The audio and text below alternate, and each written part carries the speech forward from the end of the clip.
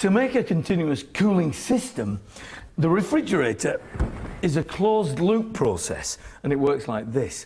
There's our food in the middle of the fridge, like that. Bit of a deformed chicken there, and it radiates heat. And that heat is absorbed by an evaporator, which is the same process as the aerosol.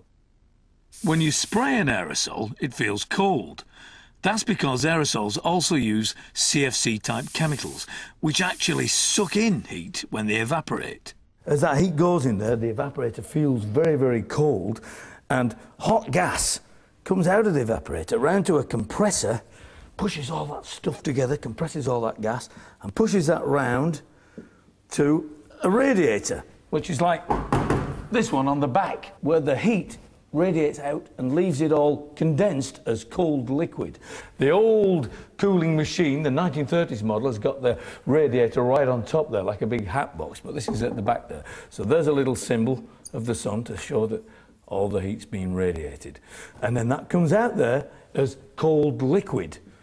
And that liquid comes round there and into the system again and absorbs even more heat.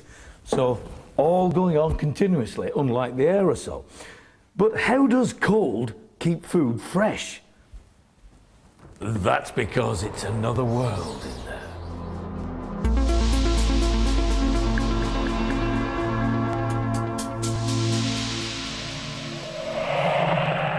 Inside your freezer is a world where everything happens very, very slowly.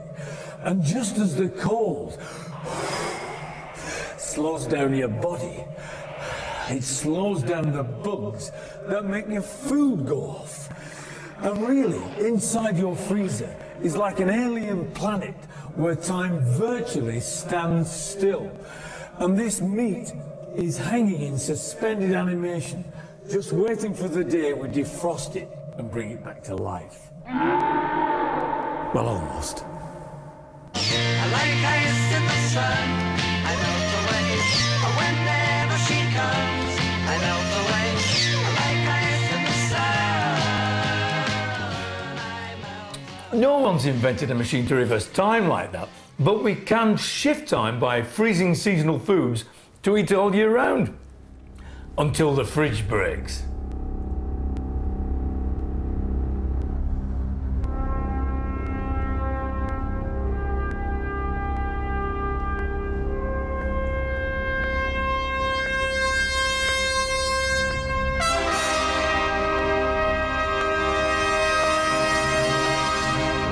It's almost beyond comprehension. I'm here in Fridge City. I'm surrounded by piles and piles of fridges. And that's because it's cheaper to buy a new fridge than it is to fix an old one. And fridges come from all over Great Britain here to South Wales to be recycled because European law says that we have to get rid of those harmful CFCs that damage the ozone layer. It's balmy, really, isn't it? This plant recycles 4 fridges a minute. It's like an industrial roller coaster, but it's no fun for the fridges. First, the dangerous CFC refrigerant is sucked out, but the foam insulation contains more CFCs, so the whole cabinet is then pulled apart. The materials are separated out using high melting temperatures and very powerful magnets. It costs councils about £10 a fridge to dispose of them like this, and most of the materials can be reused. It takes the steel from 2,000 fridges to fill that skip in 2 days. And when you've got rid of all that steel, you've got lots of non-ferrous metal. That's aluminium and copper to you and me, and one or two other bits and pieces as well.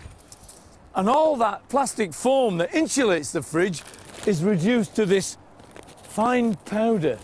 And right over here, the CFC's coming through this pipe from the recycling plant into these big canisters, and then it's all taken away and harmlessly burnt off. Now, this is a big, impressive plant, but recycling itself is not new. What I've got here is an average week's rubbish generated by a Victorian family. There's no plastic and no packaging. It's all vegetable matter and eggshells and a few old clothes and boots and bones and that sort of thing. But to show you how they recycle this, I need a little help. Anybody got a light? Give it your best shot. Incinerate! Incinerate! Ooh. Oh, a complete pile of dust. How efficient. I'd expect nothing less of a Dalek. Exterminate!